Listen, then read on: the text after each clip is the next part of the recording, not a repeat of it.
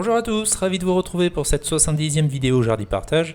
Aujourd'hui, on regarde de plus près ce qui se passe au pied de nos arbres fruitiers et on s'intéresse en particulier à ces rejets qui y poussent.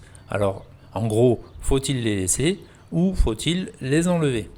Alors déjà, pour bien comprendre le problème, je vous ai pris l'exemple de l'un de mes pommiers parce que l'on voit clairement les deux parties du tronc. La partie sombre en bas, c'est celle du porte-greffe, et au-dessus, le tronc le plus clair, c'est celui du greffon. En gros, c'est donc la variété que j'ai choisi de cultiver. Le porte-greffe, lui, donc en dessous, c'est celui qui fournit le carburant à l'arbre, c'est lui qui puise l'eau et les éléments nutritifs dans le sol, mais il peut aussi avoir la fâcheuse tendance de se développer pour lui-même, et donc il drageonne, ou il émet des rejets tout autour du tronc. Alors, est-ce qu'il faut laisser ces rejets ou est-ce qu'il faut plutôt les enlever? La réponse, c'est évidemment la seconde. Évidemment qu'il faut supprimer le plus tôt possible ces rejets. Pourquoi? Parce que sinon, ce qui se passe, c'est que le porte-greffe va tellement se développer qu'il va finir par prendre le dessus sur la variété cultivée. Et vous savez que la sève va au plus court. C'est-à-dire que si elle est déviée d'emblée par le porte-greffe, elle va l'alimenter en priorité et c'est lui qui va se développer. Pour ce qui est des herbes hautes maintenant, mon avis est beaucoup moins tranché.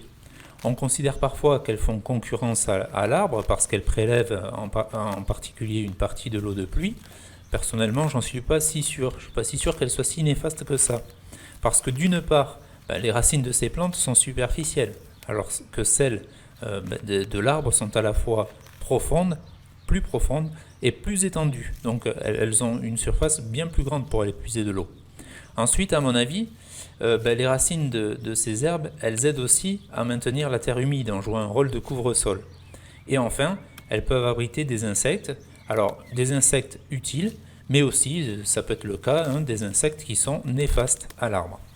Donc de mon côté, j'ai fait plutôt un choix qui est intermédiaire, et il consiste à laisser les pieds des arbres propres 2 à 3 fois par an.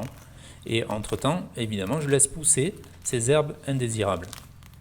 Par contre, pour ce qui est des rejets, vous aurez compris que je les coupe le plus rapidement possible.